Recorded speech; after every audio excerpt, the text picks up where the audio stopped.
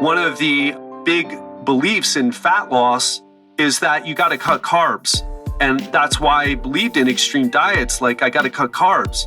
I believed in a lot of the BS that was pushed on me or put in front of my face. Although, in defense of, there were other people to learn from, but I thought there was a secret. I thought there was something extreme that needed to be done. And by the way, that's an emotional problem, and we'll talk about that in a bit. Welcome to the Legendary Life Podcast, where it's all about taking control of your health, losing fat, transforming your body, and living the life you deserve with celebrity fitness trainer and longevity enthusiast, Ted Rice. Do you see that thumbnail on my podcast? Do you see how lean I am? Well, today I'm going to tell you the story because I went from 210 pounds to 180 pounds to look like that. And that happened at the midpoint of 2019. That's when I made that transformation. And by the end of the year, I was taking those photos, one of which ended up as the thumbnail for this podcast. So if you ever wondered, like, Ted, what did you do to look like that? And more importantly, what were some of the lessons that you can teach me so that I can have an easier time? Well, that's what I'm going to talk about today. What is up, my friend? Welcome back to the show. Today is Friday. That means we have a Real Talk Friday for you. This is the Legendary Life Podcast, and I'm your host, Ted Rice, coach to entrepreneurs, executives, and other high-performing professionals. And let's jump right in. Today, I'm going to tell you the 5 mistakes that I made in the process of losing 30 pounds.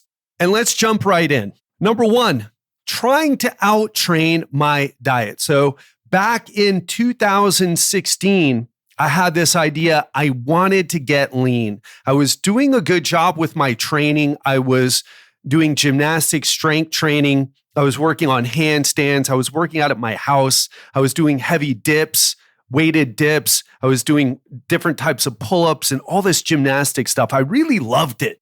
And it started to change my body. But I was working out really hard. Some of the workouts were 90 minutes long. And it was 5 days a week of doing this. And I started to think to myself, man, I'm already training really hard, but I'm not ripped.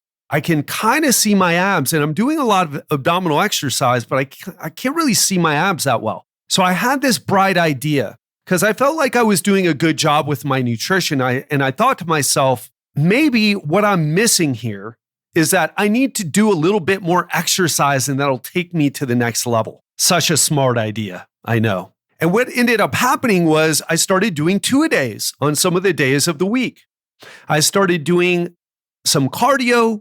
I started doing some a stretching workout, a flexibility workout for gymnastics in particular. And I remember I was doing this gymnastic stretching routine, and my body felt achy already. I had already been doing 2-a-days, working out in the morning and working out later on. And I've been doing that. I had just started it, but I had been doing it for maybe 3 or 4 days, and my body was aching. My joints were achy, but I was like, more exercise is good for me. I need to push myself through that. And what ended up happening was during the stretching session, I felt my back, and I felt it, and I went to go train clients because I would train clients in the morning. I would come back to my house and eat lunch and maybe do a little bit of exercise, and then I would go train clients after their work. So around 5, something like that, I would have a couple clients. And when I was training my clients, I was like, man, I really kind of feel my back a little bit. And when I got home later that night, I had some dinner, and I started to do a little bit more stretching. And instead of the aggressive stretching routine that I did earlier, this was a bit more of like a relaxed stretching routine. And I was doing the child's pose from yoga, if you're familiar with that. And you're kind of kneeling on the ground and letting your upper body just rest, and it stretches your low back. And I remember that it made my back feel worse, but it wasn't that bad. And I got in bed that night, not thinking too much of it. But when I woke up in the morning, I literally could not get out of bed. That day, that morning started months of hell And when I mean hell, I mean that is not an exaggeration. It was one of the worst times in my life because what I had done unknowingly is I had herniated a disc and during my stretching session. And then what I had done again unknowingly later on doing that child's pose stretch was I made the herniation worse because if you know anything about disc herniations in your low back, you don't flex your spine forward because that's where the disc is already pushing out. And so what I was doing was I was pushing it out even further. Now, in my defense, I didn't know I had a herniated disc. I didn't even think too much about it. It was a bad back pain, but I didn't go to the doctor. But in the morning, I could not walk and I had pain going down my left leg. Pain that I still feel, the sciatica that I'm still dealing with, that I'm still feeling, and back pain that I'm still feeling to this day. That was in 2016, folks.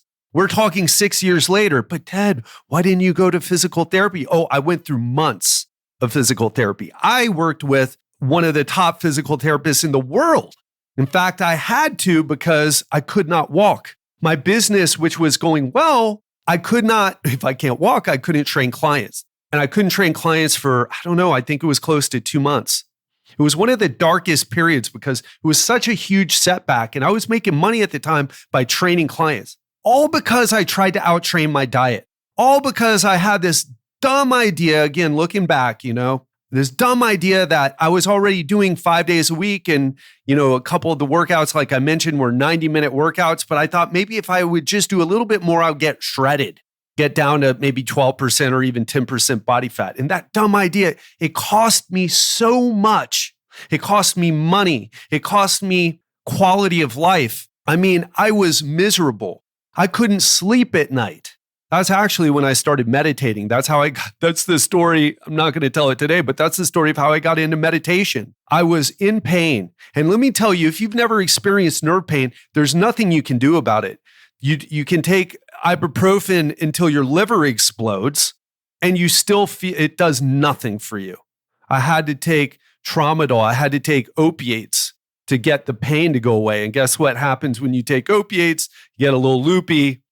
I didn't form a habit, thankfully, and I was able to figure out with the help of Chad Waterbury, that top physical therapist, one of the top physical therapists in the whole United States, maybe even in the world, because of his strength training and background, and in addition to going to the top physical therapy school in the U.S. But the point is, that's what I did to try to get lean. I tried to outtrain my diet. I didn't want to do the work, and I paid for it dearly. I paid financially. I paid in quality of life. I paid in so many ways. I wish I could go back. I missed Christmas that year. I was on the couch. I couldn't move. Giselle had to take time out of her day to drive me to physical therapy. I couldn't even drive. I could barely walk. I was walking, and then I had to stop and lay on the street. All because I tried to outtrain my diet. Now, this is an extreme story. Maybe you're not as psycho as I am, but if you are, and you're starting to get some aches and pains, let me tell you, stop it. You are fat or having trouble losing fat because you are not doing the right things nutrition-wise. Or don't listen to me and end up with a blown out knee or blown out back or whatever else might happen to you. But please, heed that story because it was horrible. It was, again, one of the worst. People think like, some of the tragedies that I've been through, that was a tragedy. It was tragic. I was afraid of losing everything financially as Giselle was working on the business. And who's going to hire a coach that can't even stand up or even sit in a chair to lay down all the time? So don't try to outtrain your diet, folks. Learn from me. You want to learn from mistakes, but you don't want to learn from your mistakes. You want to learn from other people's mistakes. I wish I could. That's one of the regrets I have. Sometimes people say you don't regret the things you did. You regret the things you didn't do. Oh, I regret that. I regret that. I wish I could go back and redo it. Again, still challenged by the back situation. Now it's better than it's been in a long time, but I paid dearly for it.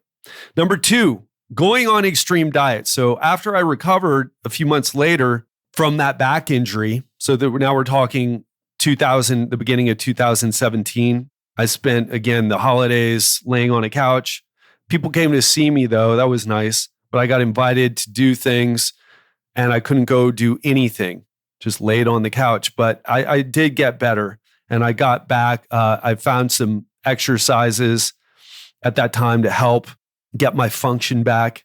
And so I was like, man, I'm not going to do that again. I'm going to address my nutrition. Except what did I do? I started an extreme diet.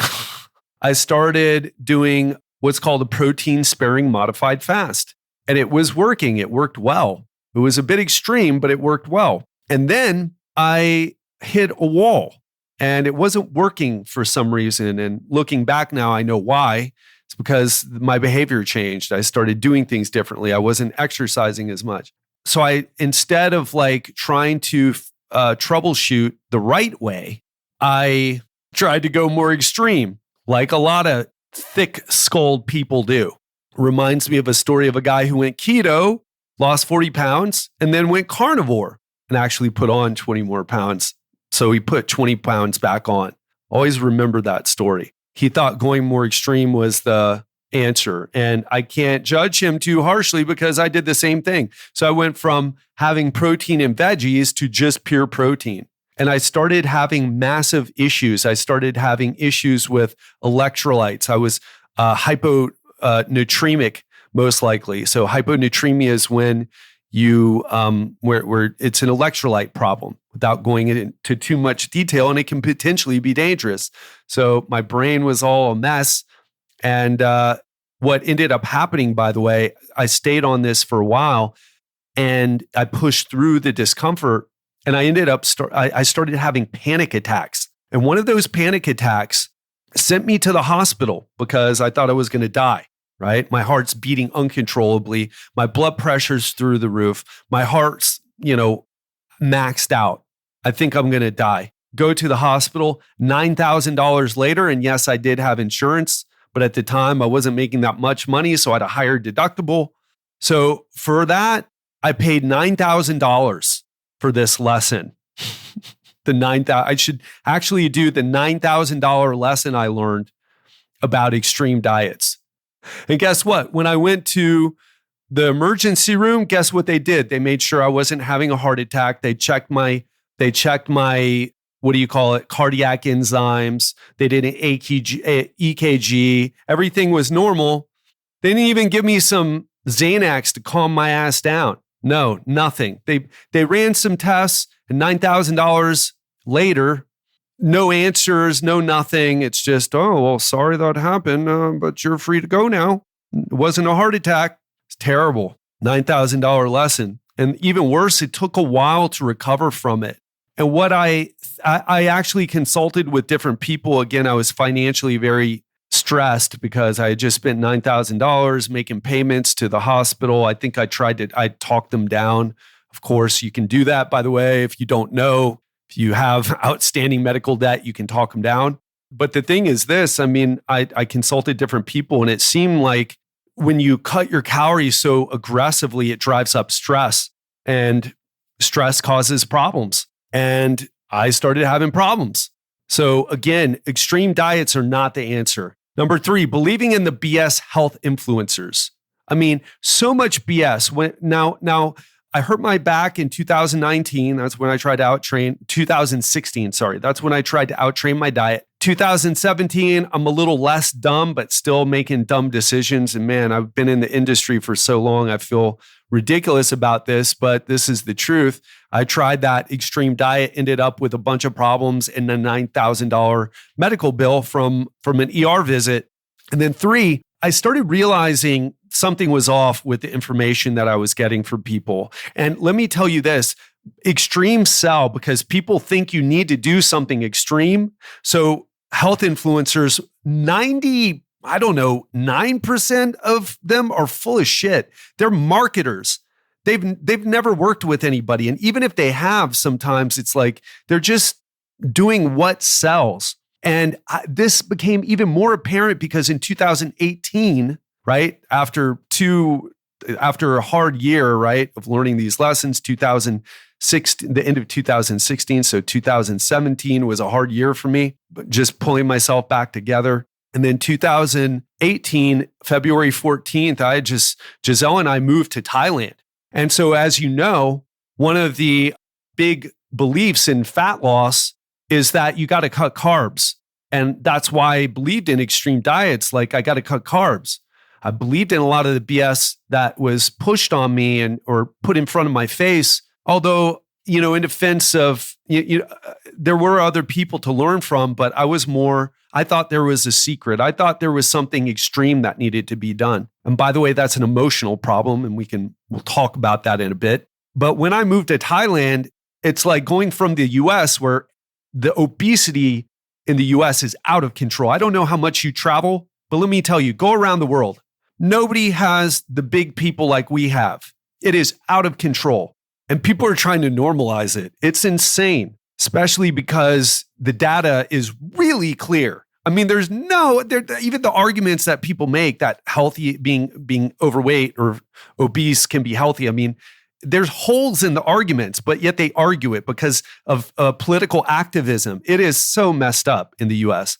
But now I'm in Thailand, and there is an obesity problem in Thailand, by the way, an obesity crisis. But when you get there, coming from the US, you're looking around like, everybody looks skinny to me. Isn't near as bad. I've been all over the world. It isn't near as bad as the US, except in Mexico. And of course, Canada, UK. Haven't been to Australia, but I'm in Brazil right now. It's not close to the US, although they might be on their way too. But here I am in Thailand, and they're all skinny, and they're all eating noodles and rice. And I was like, there must be something here. And after living in Asia for 2 years, you're like, man, these people are idiots. And I mean the influencers, not you for believing in them. But I'll tell you this, people in the US, we get mind fucked by health influencers, by the diet industry, telling you all this stuff, telling you got to cut carbs. You don't have to cut carbs at all. You can eat nothing but rice, nothing but sugar water. If you don't believe me, give this a try. Don't argue with me. Put your money where your mouth is. Take some action. Try the Master's Cleanse. You will lose weight. Now, you'll put it back on because you don't know how to keep your weight loss. That's another conversation. But everyone can lose fat. Go on them and do it nothing but drinking sugar. Master's Cleanse. Look it up, do it for 5 days, and then talk to me if you disagree with me. Again, it's okay to disagree with me. I want you to be skeptical about me and everyone else in this business, because it's full of liars or full of marketers who they might even think that they're telling you the right information. Even Thomas DeLauer, you know who that is? The guy who on YouTube who is like, bananas have sugar and they crush, and he's like super jacked and ripped. Even later, he's like, man, I really regret making that because that was not true. He said that years later when he interviewed Lane Norton on his YouTube channel, he said that. And so all the people that listened to him during that time were like, oh my gosh, can't eat a banana. You got to stop listening to these people. You got to find the right people. The people who don't say insane thing that you need to do is ridiculous things, make ridiculous claims. Like you can't eat fruit? Really, fruit? Fruit's not the problem, folks. It's the bullshit health influencers. You just travel around the world like I have, and it becomes even more clear, even though we have plenty of research to back that up. But it gets even more clear when you travel around the world, especially in Asia, where 50% or more of their calories come from carbohydrates. They eat less calories than you, and they move more. Number 4, thinking that my stress didn't affect fat loss. Not only did I start to realize that living in Miami, when I moved from Miami, where I had lived all my life, to Thailand, Miami is a stressful city. Oh, really? Because I love Miami. Yeah, you were there on vacation. Drinking, what are you drinking? Mojitos there, caipirinhas maybe, eating some ropa vieja, some medianoche sandwiches. Miami is a stressful place to live. People want to kill each other and sometimes do kill each other on the road. Lots of accidents, lots of fighting, very stressful. It's not a good place to start a business. Hiring help is very difficult. People make their money other places than move to Miami, or they're in the club business or restaurant business and maybe involved in, organized crime too. That's Miami for you, or banking. So anyway, when I moved to Thailand, my stress levels just dropped. All of a sudden, I was getting Thai massages. I was getting 2 a week, and it's like $5 a massage. So even though I didn't have much money, I left Miami with about $20,000 in my bank account and no idea how I was going to make money when I got there. Giselle and I had no idea what we were going to do. We had done some coaching programs and did some other things, but we just knew we needed to leave. We needed a change of pace. And man, being in Bangkok, even though it's a stressful city of its own, it just the culture shock there. It just destroyed a lot of my ideas of what I thought the world was. That's what happens when you travel. And it also destroyed my stress levels. All of a sudden, I was staying in a nice place for like $400 a month. I was eating well. The food's delicious there. I was going on these adventures to seek out Thai temples, the palace in Bangkok, the Golden Mount, these famous temples, and going to Chinatown in Bangkok. Just incredible. It was just an incredible experience. And we also went other places in Thailand, Phuket, and my stress just plummeted. And I felt like I was on the right path. I felt like I was really living life. Like I had made a incredible decision, an amazing change in my life. It was really tough to move, but we did it. We sold everything. And while the stress levels were high during that move, when I got there, man, it was incredible. It was great. And what I noticed was I wasn't eating my feelings. My hunger levels all of a sudden were less. I lost weight. Now, some of it was from the diarrhea from eating in some of the places. Actually, I got it from the mall a few times. The food courts in the malls are amazing, but you got to watch out for the curries that have been cooked in the morning and have been staying there just sitting for a while. You got to watch that. So just kind of a joke there, but kind of not a joke. But I lost weight just by being in Thailand. And it's very common to hear that, by the way. And you feel like you're eating more, but you're not. You're just not as hungry because your stress levels are low. And so that got me a little bit further, but it wasn't until my 5th mistake, thinking that I could do it on my own. I remember I was in Phuket, Thailand, and I'm not sure if this was, of course I know when it was. This wasn't 2018, this was 2019. So after having lived in Southeast Asia for a year, now it's like a year and a half. And I'm thinking to myself, after coming back, we had spent some time, we had spent a couple months in Bali. And I just knew that I had to do something. And I had an idea that hiring a coach, and I had already started my coaching business, hiring a coach was what I needed to do. And that's when I started working with Eric. And Eric got me to track my calories. He got me to report to him. He held me accountable. We had discussions. We had coaching calls on about what I needed to do differently. He helped clear up some of the misinformation that I had about nutrition, about fat loss. He helped me to track the calories that I was eating when I would go out to restaurants, which I did. I ate out when I was in living abroad. And I went out this morning. I'm in Brazil now, but I went out this morning to eat. I would eat out frequently. And I even got dengue fever during that time, but I got better results working with him than I did on my own. And thinking back, that's one thing I wish I would have done earlier. I could have hired someone instead of paying $9,000 for the emergency room or trying to outtrain my diet and hurting myself. I could have spent more money. I could have spent thousands of dollars hiring a coach to help me, and I still would have saved money. And what I want to tell you is this: I was already what I would consider an expert, and I could get results. I was talking about getting super lean here, right? Ripped. And I wasn't able to do it, even though I had been in the industry for 20 years. I wasn't able to do it on my own. I didn't have the accountability. I had some issues with what type of strategies I needed to do. I didn't have the right mindset either. And Eric did. And Eric taught me those things. I could have saved so much time, so much stress, injuries, ER visits, getting confused by not knowing who to believe if I would have just hired someone to help me. And that experience, let me tell you, not only did it change my body, I'm getting lean again.